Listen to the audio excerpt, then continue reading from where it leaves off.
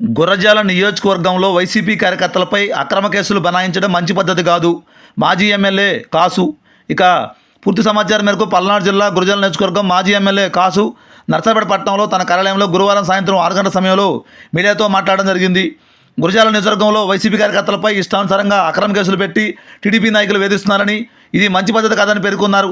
ఎవరైతే వైసీపీ చెందిన social media సభ్యులను వేధించారో, అక్రమంగా నిర్బంధించారో ఖచ్చితంగా వారిపై చర్యలు తీసుకునే విధంగా పనిచేస్తామని సందర్భంగా ఆయన తెలియజేయడం జరిగింది.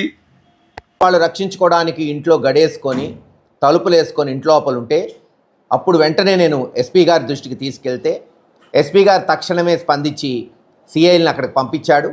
గొడవ లేకుండా చూస్తానని హామీ ఇవ్వటం జరిగింది.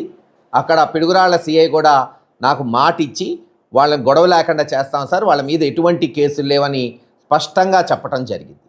కానీ పోలీసులు వాళ్ళని వ్యాన్లో ఎక్కించుకొని నిన్న మధ్యాహ్నం 2 గంటలకి మరి ఎక్కడి నుంచి ఫోన్ కాల్స్ వచ్చినాయో అందరికీ తెలుసు, తెలుగుదేశం నాయకుల దగ్గర నుంచి గురజాల పోలీస్ స్టేషన్ తీసుకెళ్ళి అక్రమంగా నిర్బంధించి వాళ్ళని గురజాల సిఐ భాస్కర్ రావు ఇష్టం వచ్చినట్టు చిత్రహింసలు పెట్టి ఫిజికల్గా అబ్యూజ్ చేసి కొట్టి వాళ్ళ కాళ్ళ మీద తొక్కి వాళ్ళని లాఠీలతో కొట్టి చిత్రహింసలు చేశారు. నిన్న మధ్యాహ్నం 2:30కి తీసుకెళ్తే నిన్న సాయంత్రం వాళ్ళ మీద మళ్ళీ ఎవరో ఎస్టీ చేత ఒక ఎఫ్ఐఆర్ కట్టించి హైదరాబాద్ అంతా తిప్పి ఈరోజు తెచ్చి మళ్ళీ నోటీసులు ఇచ్చి విడుదల చేశారు. పాపం నొప్పితో వాళ్ళు బాధపడుతుంటే ఇప్పుడే ఈ హాస్పిటల్కి తీసుకురావటం జరిగింది. జీబీఆర్కి చికిత్స కొరకు టెస్టులు రాశారు డాక్టర్ గారు, స్కాన్లు తీయమన్నారు. చూద్దాం మరి ఏమొచ్చిద్దో. 1 డే ఇక్కడ అడ్మిట్ కావాలంటున్నారు. ఈ విషయం జగన్మోహన్ రెడ్డి గారి దృష్టికి కూడా తీసుకెళ్ళాం. ఆయన బుధవారం వాళ్ళని తీసుకురమ్మన్నాడు. లీగల్ టీంను కూడా అక్కడికి పిలుస్తానన్నాడు. లాయర్స్ అందరినీ, ఏదైతే వైఎస్ఆర్సీపీ లీగల్ టీం ఉందో వాళ్ళతో చర్చించి ఎవరైతే అక్రమంగా ఈ సోషల్ మీడియా వాళ్ళని కొట్టారో, సిఐ భాస్కర్ రావు ఇతర పోలీసు ఎవరైతే దాంట్లో పాలు పంచుకున్నారో మరి వాళ్ళ మీద ఎటువంటి చర్యలు ఉంటాయో జగన్మోహన్ రెడ్డి గారు ఆ లాయర్స్తో డిస్కస్ చేస్తానని చెప్పారు. అంతేకాదు, ఇంకా అన్యాయం ఏంటంటే ఈ సోషల్ మీడియా వాళ్ళని బెదిరించటం. మీరు కనుక మేము కొట్టామని చెప్తే మీ మీద గంజాయి కేసు పెడతాం, రేప్ కేసు పెడతాం, మర్డర్ కేసు పెడతాం.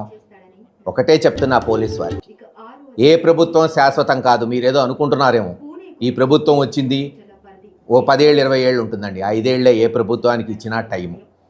జగన్మోహన్ రెడ్డి గారు మళ్ళీ ఖచ్చితంగా వస్తాడు, గుర్తుపెట్టుకోండి. ఆ రోజున మీరు ఎన్ని కేసులు పెడితే అన్నిటికి 10 రెట్లు కేసులు ఏ ప్రభుత్వం అయినా పెట్టచ్చు.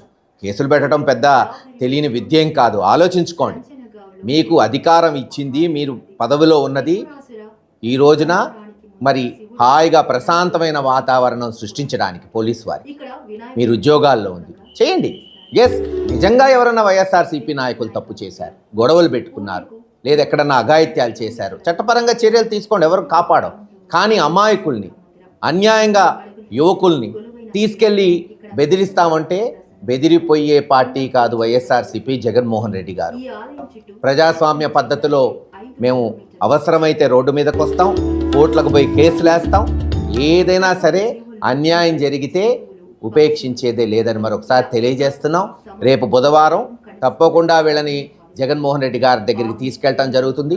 తదుపరి చర్యలు ఏమేం చేయాలి, ఎలా చేయాలి, ఇలా అక్రమంగా కొట్టిన సిఐ భాస్కర్ రావుని లేదు ఇంకెవరెవరు పోలీసులు దాంట్లో పాలు పంచుకున్నారు అవన్నీ కూడా డీటెయిల్స్ మరి లీగల్ టీంకి ఇవ్వటం జరుగుతుంది.